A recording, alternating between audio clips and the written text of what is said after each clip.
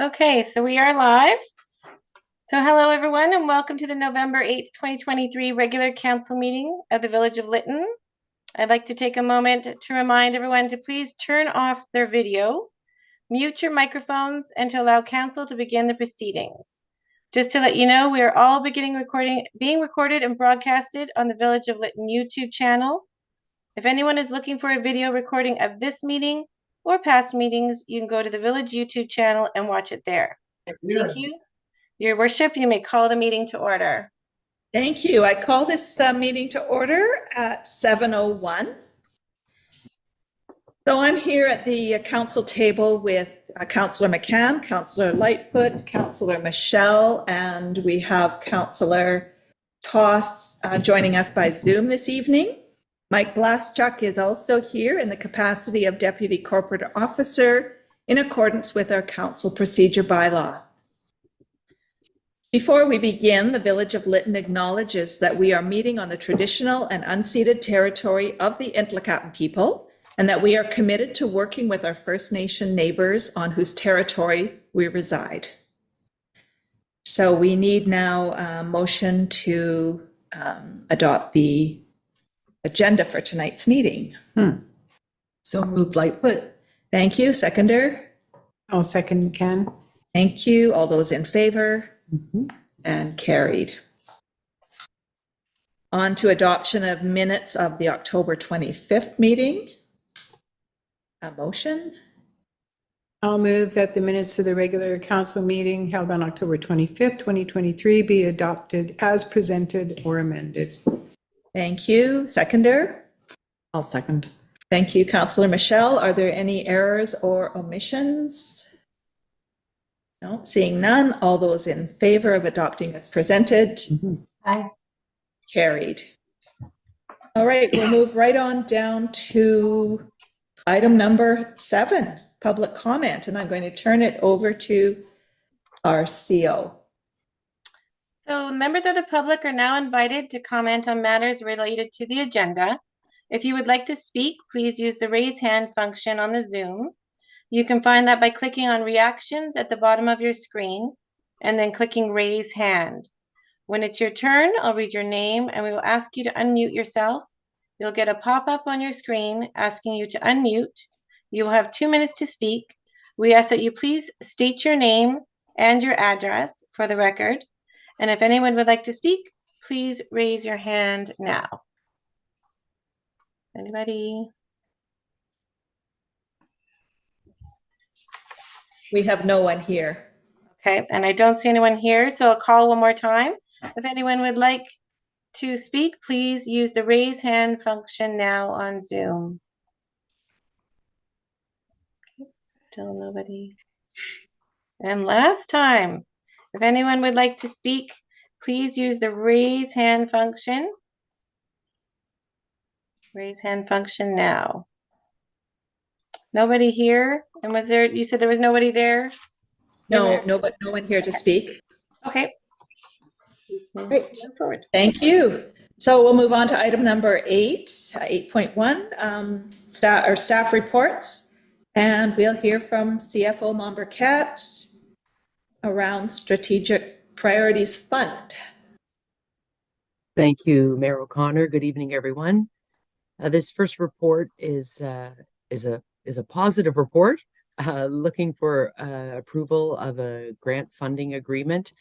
This grant was applied for by the village back in late 2022. It's part of a strategic priorities fund in building community infrastructure. So it's a UBCM program. I do believe they get some funding from the federal government as well.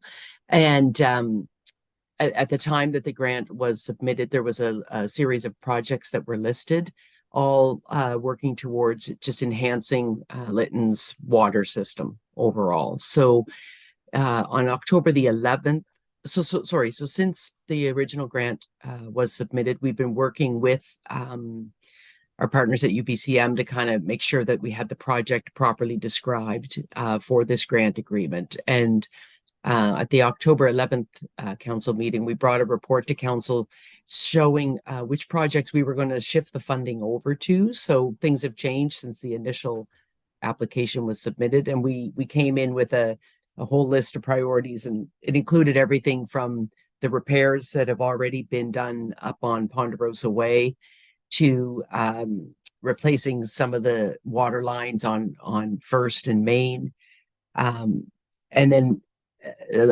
so a couple of projects like that have already happened or are about to start.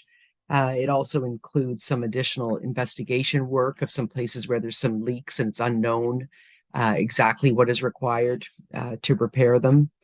And then the largest portion of the grant will be set aside until we complete a water master plan, which will help inform future investments that need to be made in the system. So all of those are on the purchase side. This is to seek approval to sign the grant on the revenue side. So once we have that, as these projects come forward, they'll come back to council for approval for contracting and procurement and all those types of things. So this grant is on a 100% reimbursement basis. So as the village spends the funds, we then submit a report in a prescribed format, and we're reimbursed 100% of our costs. So there's no investment required from the village for any of these projects. So I'll leave it at, and the term of the grant is from September the 1st of 2023 and goes until December 31st, 2024. Thank you. Are there any comments or questions? No. Okay. We have a recommended motion. Who would like to put it forward? Councillor Lightfoot. Would you like me to read it? Yes, it's 2 parts. The council authorized the Village of Lytton to enter into a funding agreement for the Strategic Priorities Fund, Lytton Drinking Water Distribution System Infrastructure Rehabilitation $5 million grant, and that council authorized the mayor and corporate office to sign the funding agreement. Yeah, I'm sure that should say corporate officer. Great. All those, or seconder, sorry. Thank you, Councillor McCann. And as there were no comments or questions, all those in favor? Carried. Thank you. All right, we'll move on to Recovery Manager, item number 8.2. And Mike, you're going to present on the rebuild report.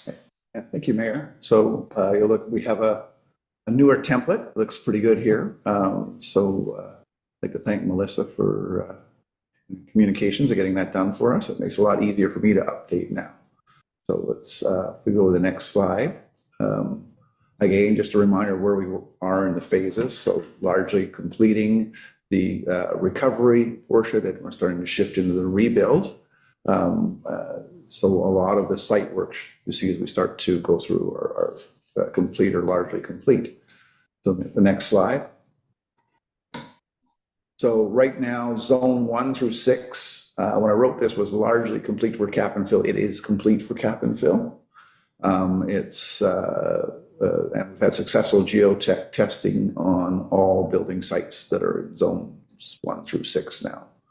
So we're working with owners on site leveling and grading. We can still do work on that for a while. Even in the new year, if some people are coming up, we'll do some work on making certain their sites that are ready the way they want them, but the cap and fill is basically complete for that area. Work plans for zone 7 are under development. That's going to take a little bit longer. We're just getting some of the management decision letters in for those. And these are complex properties. There's issues with ancestral remains. There's some really geotechnical challenges in with these. There's some ownership challenges about who owns them and federal ownership. So these ones are going to take a while to sort of work those out. But it largely covers the vast majority of the village. So you can see from an area point of view, 1 through 6 is largely complete now. And zone 7 is work plans under development. But really happy with progress here. We sort of, once we got through a bit of a slow summer and about 8 weeks on this, we managed to show what you can do in 2 months. Yeah. So get the next slide. For a lot of people who aren't in, we see it every day. So we include these photos so people can see what on October 30th, what it looked like. We had Matt Kahn had a drone out there, so we were able to fly it over and take some of these shots. On the 30th, you'll see on the photo on the right side, you'll see some of the foundation stuff hadn't been started on the 30th. Those sites are all now filled and leveled, and you go up there, there's beautiful little plateaus up there. It's so tempting to take a motorcycle up there right now. And I've resisted it. I have to tell you, it's like there's so many evil Knievel jumps there. We shouldn't tell the kids that they're so yeah, so it looks amazing. For us, from the recovery point of view, what we like is we have owners coming to the sites and we're sitting there with their plans and we're walking people through them, and there's not one that didn't have a little tear in their eye. So, and probably including us too. So it's kind of amazing to be doing that now. Next slide. So again, utilities and services, working on addressing the leaks and the temporary repairs. So we've got still some of those going on. Ryan and team are doing an amazing job. And it's a challenge because there's a lot of work plans, and we're still under sort of the Heritage Act. So we have to meet certain requirements getting that work done. But we're continuing to move forward on it. Happy the way it's progressing. And the water system upgrade contract, I think, is largely resolved now. I think Don might be able to give us more of an update on that. Next slide.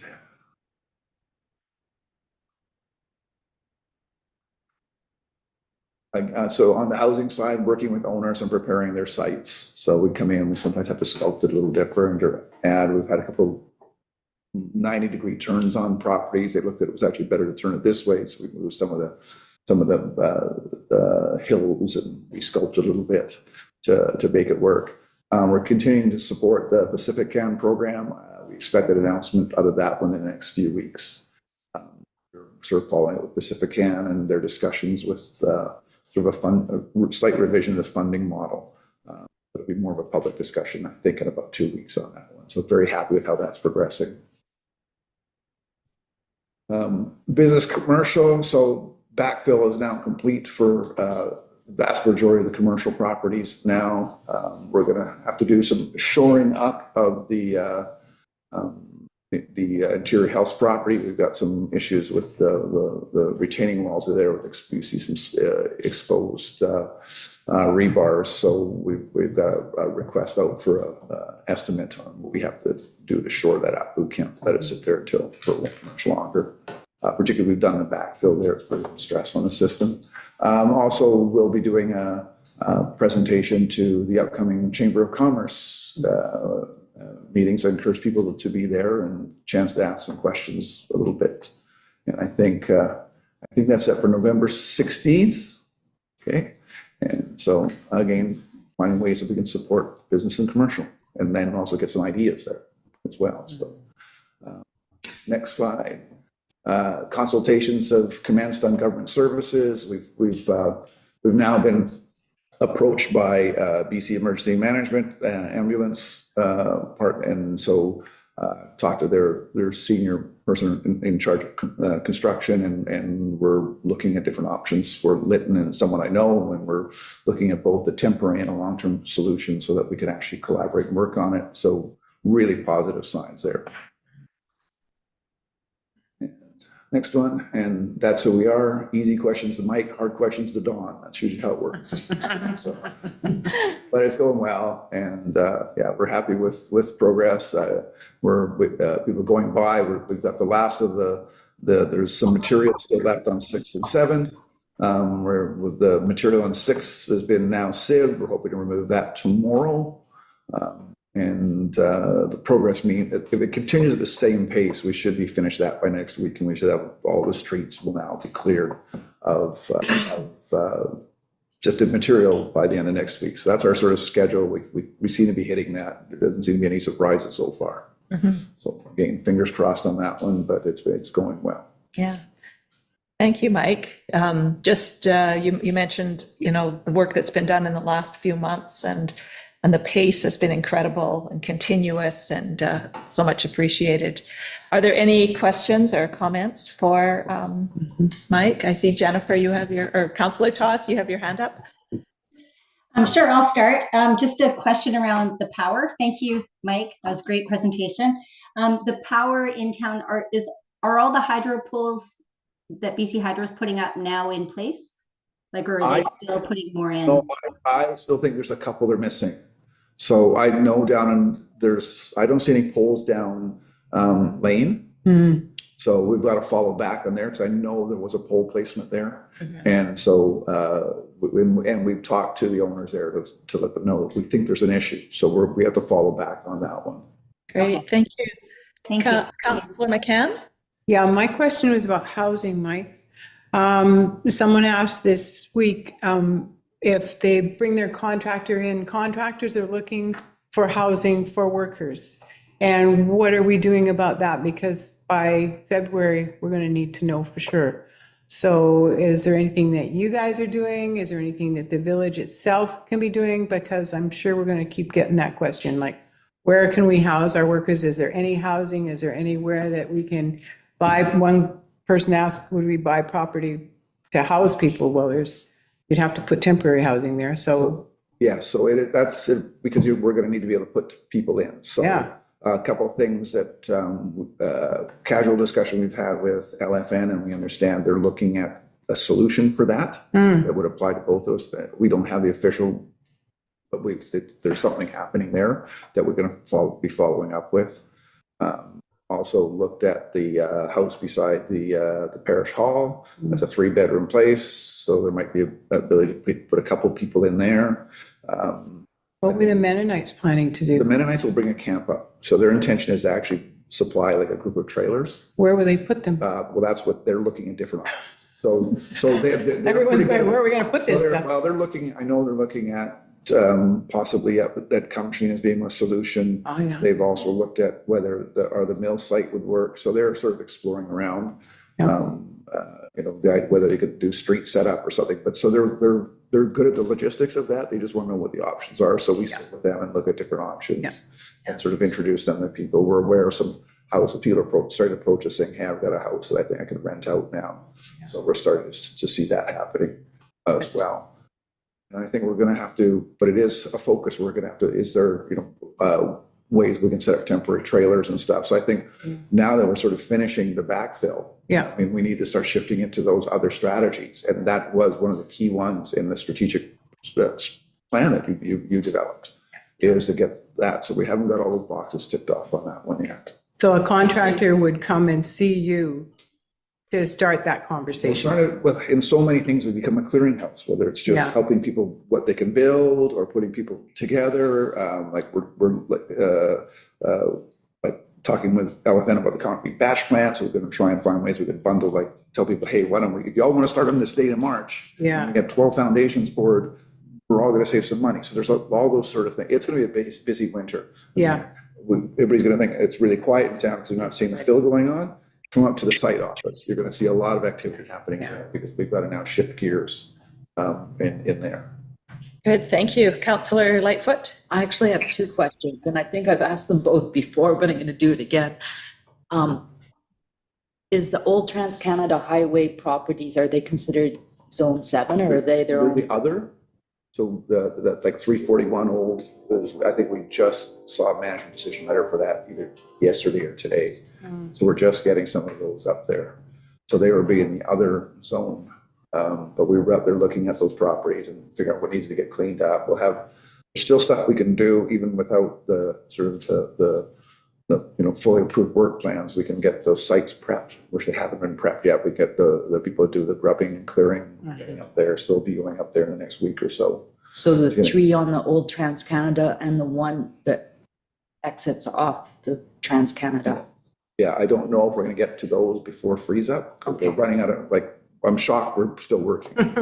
I really am. We 9 sort of degrees planned to be, today. mid-October was sort of our thought is a shutdown date, and we stretched down. We're in November. We're still doing this. By the time we get the stuff, issues dealt with on 6th and 7th with the archaeology, we're going to be like, that's still at least another week away. And so we're now mid-November. snow and stuff, it's gonna be tough we can prep them. I've talked to the owners up there. There's no one has a build plan to start this year. Okay. So, but we can still help them get their build in the spring by starting early enough and getting everything together there. Did you have a second question? And my second question was the health site. So that retaining wall was engineered by Interior Health when they built the health facility. Do they feel any obligation or responsibility for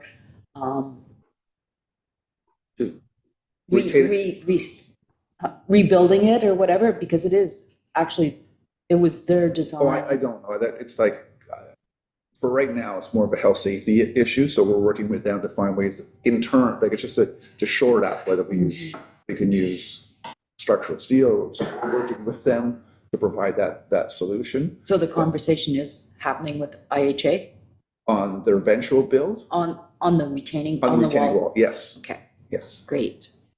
I have a question about your report, or from your report, when you were talking about the ancestral remains in Zone 7. And it took me a minute because you talked about who owns them. I think you said in federal government was mentioned, and I was thinking property, but you were actually talking about the ancestral remains. Is that some of the No, sorry. Some conversation? are owned by the federal government, like the RCMP. Oh, So okay, that that makes refers to sense. Zone 7, so that's a little different challenge how we're gonna do that. So there's Zone 7 is a whole bunch of, it really looks like it's one, other areas were much more homogeneous zones. Yes. Zone 7 is not a homogeneous zone. There's ancestral remains. There's a foundation that will likely have ancestral remains that hasn't been removed yet. We've got the RCMP properties up there. We've got a lot of issues about retaining walls in that area.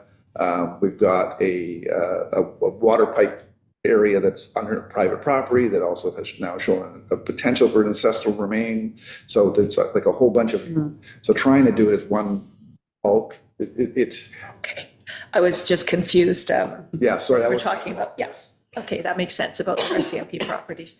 Are there any other comments or questions? No? Okay, well, thank you. Hi, this is Don. Can I make one comment? Just to Yes, add on respond. to Councillor Noni's question. If there are any property owners and their contractors that are looking for temporary residence, they should just contact us directly and we can try and time in, do the scheduling to help them out. Thank you, Don. Okay, so we have a motion to accept this report for information. Who would like to do so? I'll do so. Thank you. Councillor McCann, a seconder. I'll second. Thank you, Councillor Michelle. All those in favor? Hi. Carried, thank you. All right, now we move on to recovery 8.2.2, which is handling material piles on the streets. And Dawn, are you going to be speaking to this? I believe so. Okay. Just to jump right in, as everyone knows, the village is a well-known archaeology site. And after the fire of June 2021, the province and the ARC branch helped develop a single blanket ARC permit for the entire village of Lytton. That permit's still in place and is being held by EMCR. In March and April of 2023, a number of piles, about 400 cubic meters that folks have probably seen on the streets, were dug up from various locations with a view towards screening to help redefine archaeological site boundary conditions.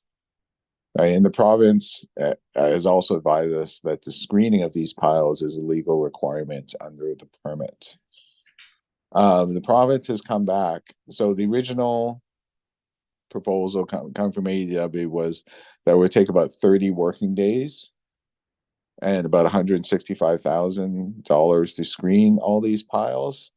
The province and the ARC branch have come back and said they'll to send out staff from the ARC branch to work with AEW to reduce it to just 15 days to screen it all work. And it's sounding like it's actually going. They've started on Monday, just to be clear. And the cost would be about $95,000. So a significant reduction in price. It sounds like it will probably be shorter than 15 days as well. Right? what we're coming to council for is just approval and decision to spend the $95,000 to screen and remove these piles from the roads in the downtown core of Lytton, so we can continue on with the rebuild. Thank you, Dawn. Yeah, I've been watching it every day and impressed with how much they've gone through in the last 3 days. Are there any questions for Dawn or here from council? Oh, I have one. Councillor McCann? I'm just looking at the map, Dawn. And on the map that you included with your report, it shows the 6th Street piles and it shows the Station Street pile. But the pile that irks me the most is the 4th Street pile. And it didn't get an arrow that said to be sifted. And I'm wondering, why didn't it qualify? I apologize. And I just don't want that on 4th anymore. no. The goal is to have them all gone. All of them. So the Okay. map might be misleading, and Okay. I have to give kudos to Owen for helping with the map and stuff. And to be clear, I apologize. I missed that because I barely passed grade 11 geography, and I'm a failure at maps. Thank you. Thank you, Dawn. Are there any other questions or comments? No. We have If a I- recommend. Sorry. If I could make one more comment, if that's okay. Yes, please. I just want to give kudos to Mayor Denise, and she spoke with Parliamentary Secretary Raleigh Russell and Minister Ralston, and to give both of those fellows credit, and Minister Ralston's executive staff for helping organize all this. Thank you, Dawn. We have a recommended motion. Councillor Lightfoot. I move that council authorize the CAO to engage staff from the province's archaeology branch to work with AEW to screen the existing piles on the roads in Lytton as required under the current archaeology permits held by the province at the estimate cost of $95,000 to be paid for from the province of British Columbia $21 million grant. And a seconder. Sure, I'll second. Councillor McCann. All those in favor? And carried. Thank you, Dawn, for that information. All right, we're going to move on to item number 9, bylaws. And we have a series of bylaws here to look at. I'm going to turn it over to CAO Mombercat. Or am I turning it over to Shannon? Sorry, no? Yeah, it's Yes. I'll be speaking, Your Worship. Okay, thank you, Shannon. Okay. I was just going to turn it over to Shannon. So there you go. Okay. Thanks, Your Worship. This evening, I have a recommendation before you that council gives first 3 readings to public notice bylaw number 742, 2023. As a quick background, municipalities in British Columbia have always had to advertise any statutory notices in a paper, a local paper, for 2 weeks. And that has been in place as long as I've been in local government, which has been quite a long time. And recently, the province has actually amended that under our mother legislation, which you all know is the community charter, to give municipalities an alternative that they no longer have to place ads in a paper and instead can pass a bylaw that they would instead do the notices by alternative means. So we're still bound by the community charter and all of the deadlines. You have to do it 2 weeks before. It has to be all of that still in place so that it really gets to the citizens of Lytton in a timely manner. But from Lytton's perspective, we have always published in the Lillooet News, which is not based in Lytton.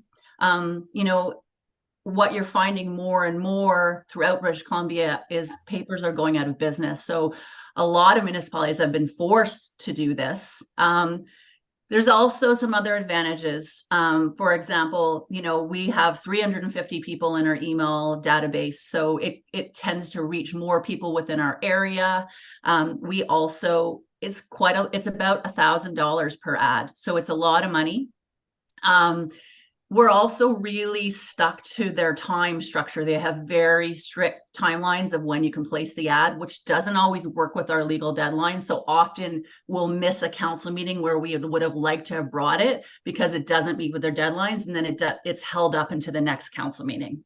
So what I'm recommending tonight is that we pass this public notice bylaw, and you have to, according to the legislation, choose two formal means. And I am proposing that one is electronically posting the notice on the Village of Lytton's website. Melissa and I have recently designed a new public notice page on the website. So take a look when you get a chance, and we plan to have them posted there. And then secondly, we'll use our electronic distribution system. That's the people that are about 350 people, the subscription service, and we'll either include it in the weekly e-newsletter, or if that doesn't work for our timing, we'll use that database to send our own publication notices. And keep in mind, Mayor and Council, that this doesn't mean that if you have something in particular that you really want to get out far and wide, that we can't put it in the paper. So we can absolutely at any time take council direction or CAO direction to do those things and put it in a paper. It just doesn't force us to have to do it every week. And as I said, it would have, a significant positive financial impact on us as well. I think that's about it. Happy to answer any questions. Thank you. Well, let's put the motion forward. Who would like to make the recommended motion? Sure. Thank you, Councillor Lightfoot.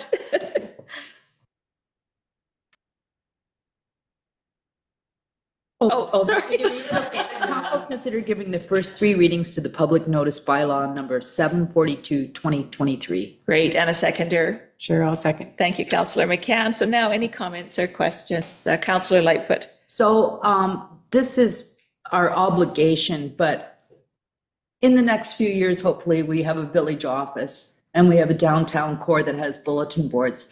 So, posting it in our local area, could that just be a policy that we adopt later on? Really good question. And it already is our policy, and it also is within our council procedure bylaw, and I should have mentioned that.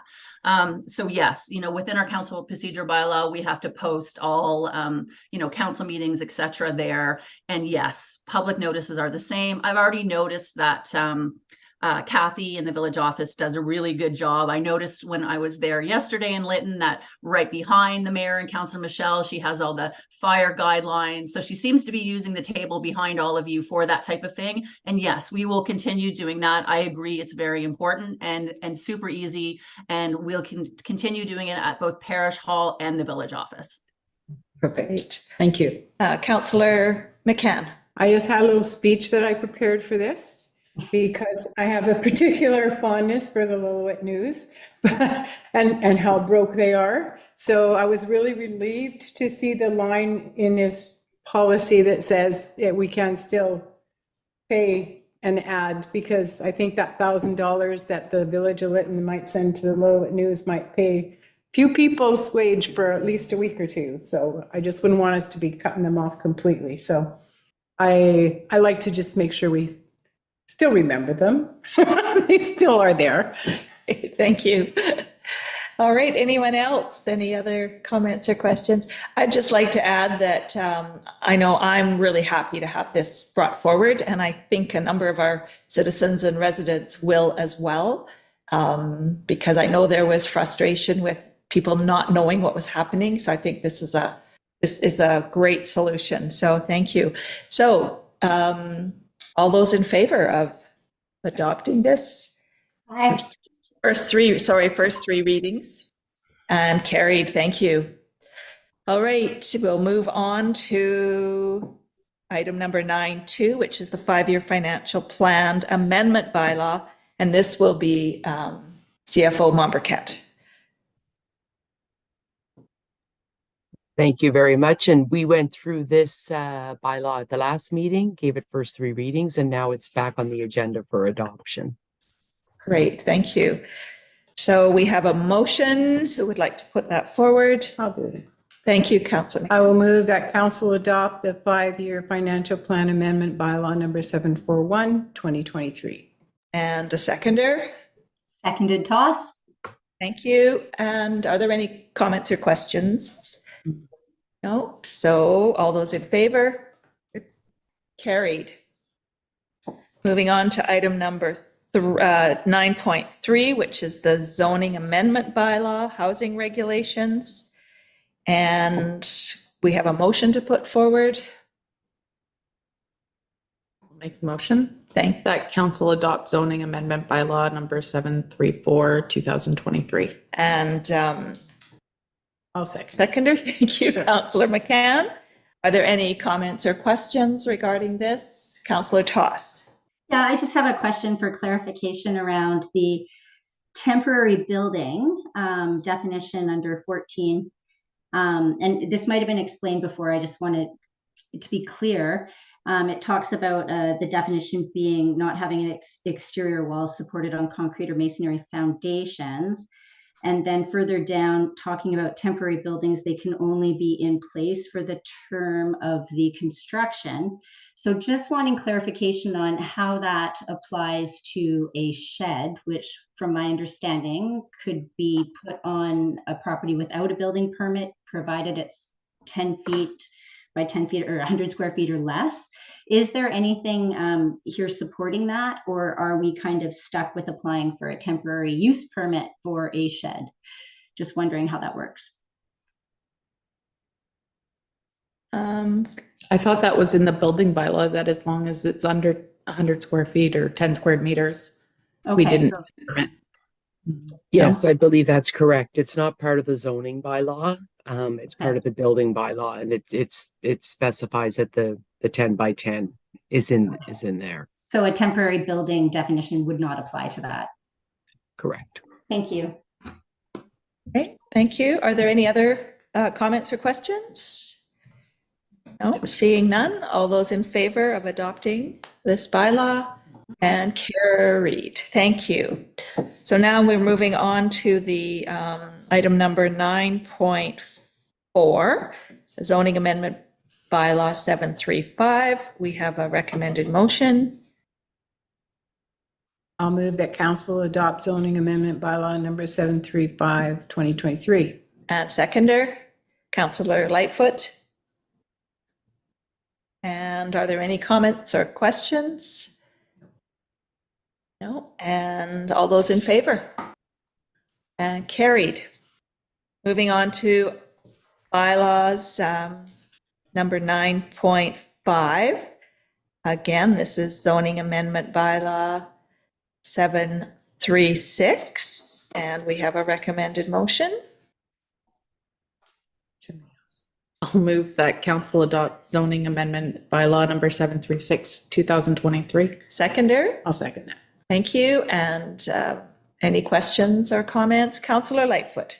Even though we're endorsing all these zoning amendments,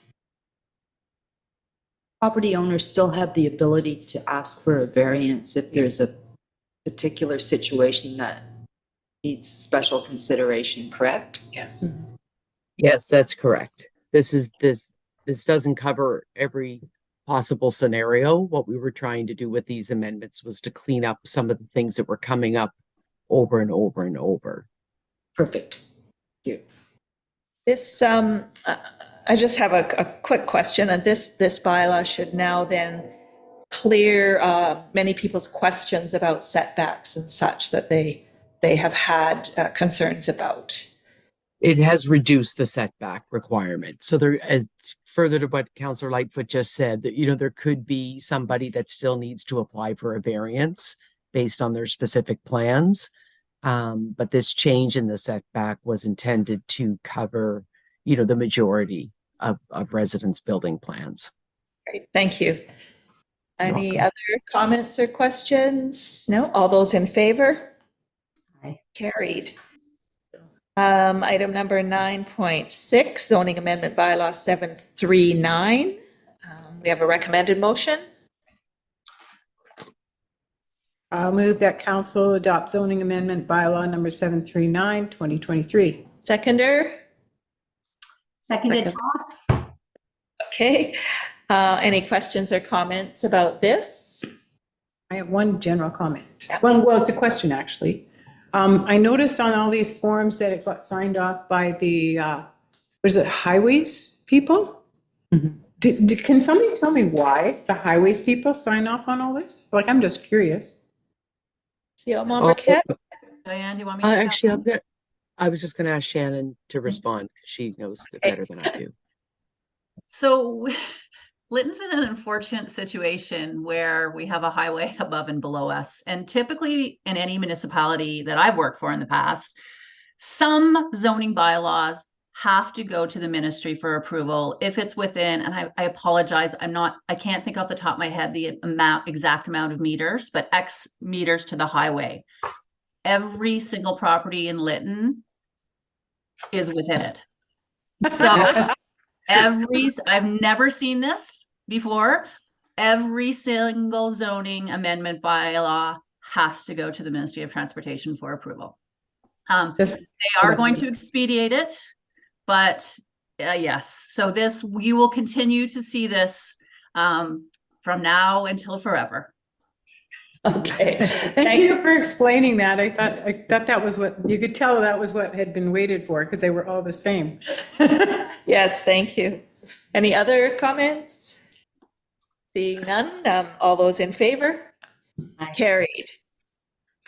Mayor O'Connor, Yes. I just want to let council know that staff have been working on zoning consolidation bylaw, so it will take all of these changes and embed them into our existing zoning bylaw. So when people go to refer to the zoning bylaw, all of the sections will be updated with these new adopted sections. So that will be ready very soon, just so you know.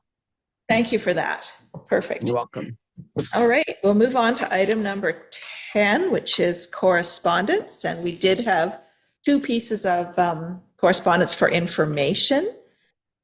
I believe we need a resolution to accept these for information. Who would like to make that motion? I will. I haven't made a motion all evening. Thank you. I move Toss. that, Seconder? council accept the correspondence from MP Brad Viss and correspondence from Larry Casper for information. Thank you. And a seconder? I'll second. Thank you. And all those in favor? Carried. And we'll move on then to verbal reports. And I will begin. So it's already November the 8th, believe it or not. We have just passed the 1-year anniversary of our first year in office. So I want to start out just by thanking the council that's sitting here at the table and Councillor Toss on Zoom for a great year. I think we've accomplished a lot, and I look forward to working with you all for the next 3 years. Some of the highlights of the past 2 weeks, though. October 26th, I participated in the Ombudsman webinar where they discussed the investigation of the ESS response to the 2021 fires. And of course, they created the report that had many excellent recommendations for future change. And that was presented to the provincial government, EMBC. I know the EMBC has already announced their new Bill 31.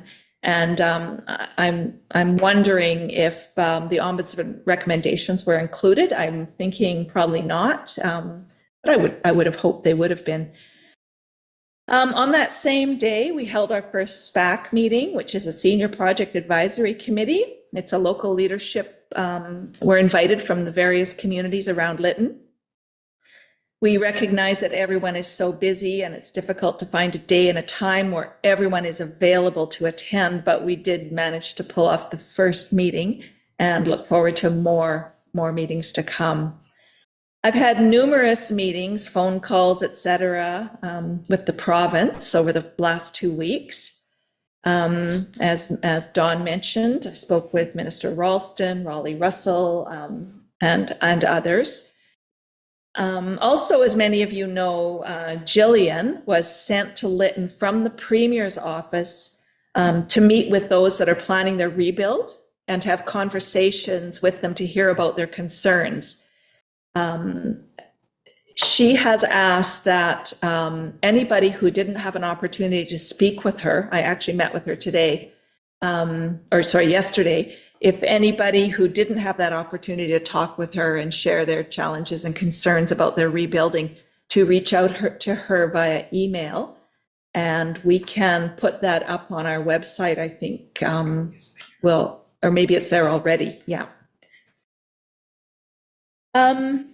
Let's see what else. While I met with her yesterday, she shared some of the general themes regarding what she heard and mentioned that the topics were common amongst almost everyone. Questions about archaeology, concerns about insurance, particularly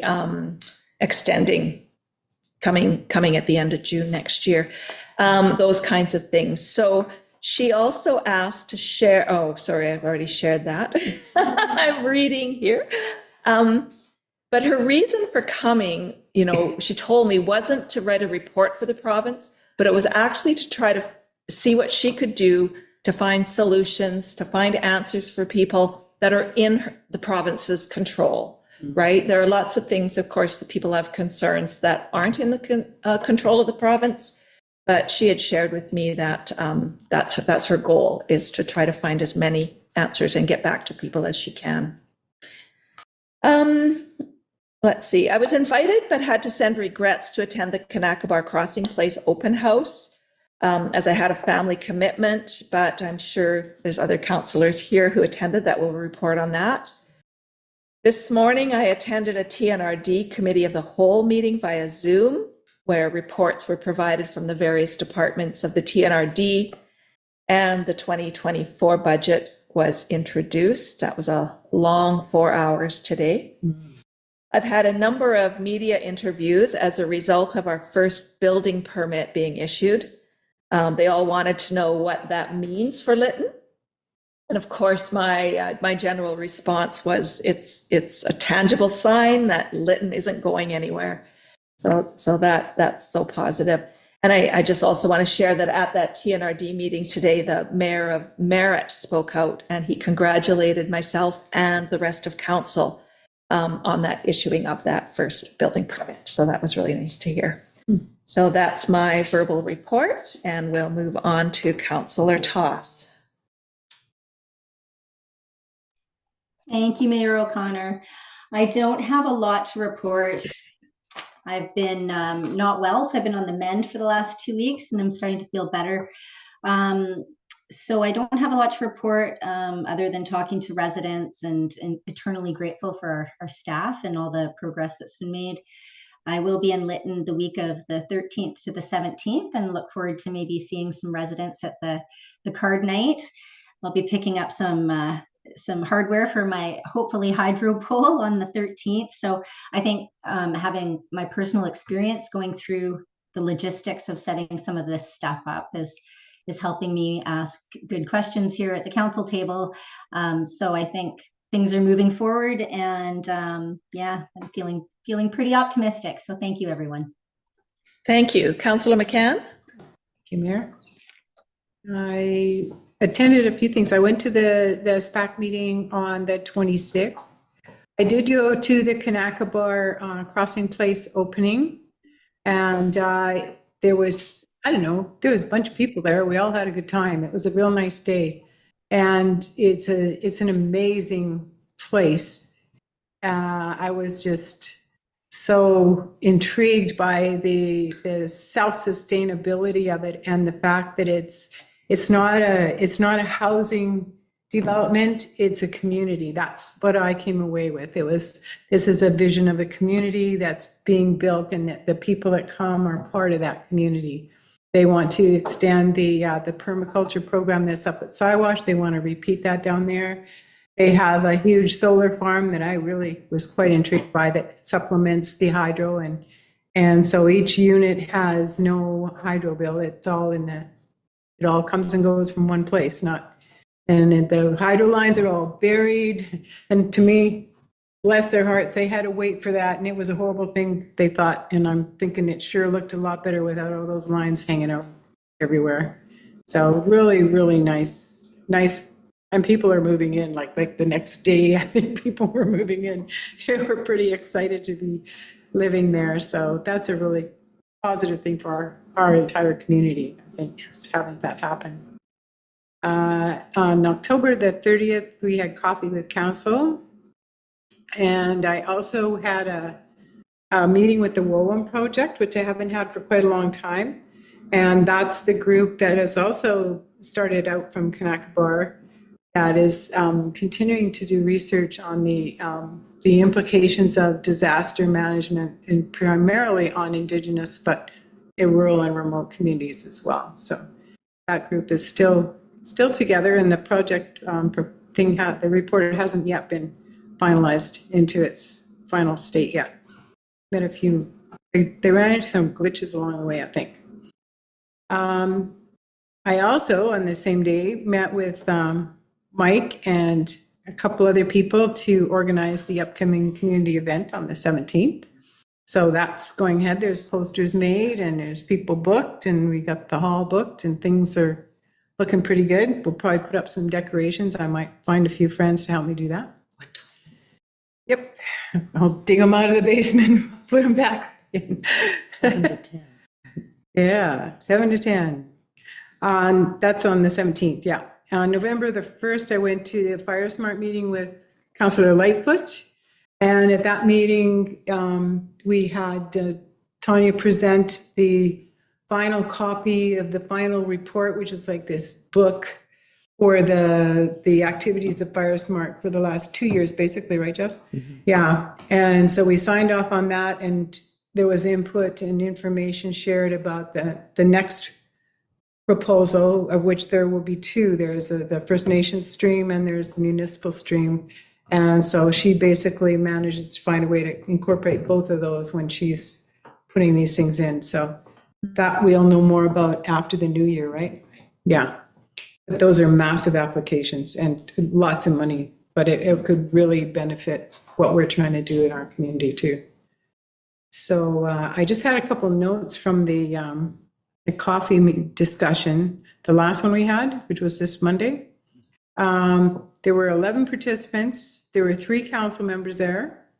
And the discussion on that day included the visiting ARC branch interviews, a team of sifters. We saw that. People brought up issues with the cost to rebuilders for geotechnical surveys of property in advance of permitting, right? So are you getting that? Yeah. Yeah. Because all the sites. But if you didn't have backfilling, then you got to pay your own geotech kind of thing, right?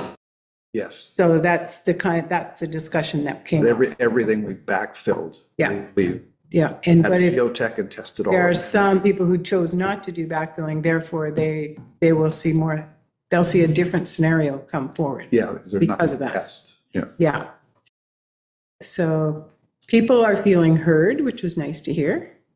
It was also commented that planning process needs to be in place. We're starting to plan things like trees, and are we going to order trees? What are we going to be doing there? And those kinds of discussions. And that maybe we could be doing some process this winter to start that thing moving along. And the building code requirements make the cost of rebuilding much higher. Just, there you go. Isn't that something we all know? Right. Yeah, thanks. Thank you. Councillor Michelle. Not too much to report this week. I did attend the first meeting with Jillian from the province, with the mayor, and that's about it. Okay, that's good. Thank you. Councillor Lightfoot. Not a lot for me to report either. Councillor McCann did an excellent overview of the Fire Smart meeting, so I attended that, and also attended coffee last week. And after that, the mayor and I walked around town, and we were really quite pleased to see a steady progress on all the sifters up on Fifth Street. It was quite amazing.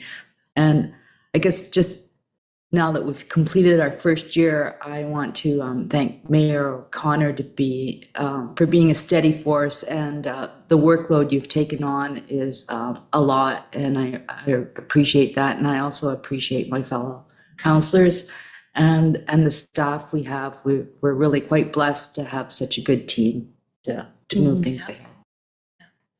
Thank you. All right, so that brings us to the end of the open council meeting. And so we now need a motion to move into closed meeting. Thank you, Councillor Lightfoot, a seconder. Sure. Thank you, Councillor McCann. All those in favor? Aye. Carried. So thank you everyone for attending tonight's meeting, and I'll turn it back over to our CEO. So thank you, Your Worship. That concludes the public portion of the regular council meeting of November 8th. For members of the public, thank you for attending today's meeting, and you may now leave. So we'll give everybody a few minutes. Stop the recording. We could probably stop the recording. Yep. Perfect. Thank you. Hold on a second.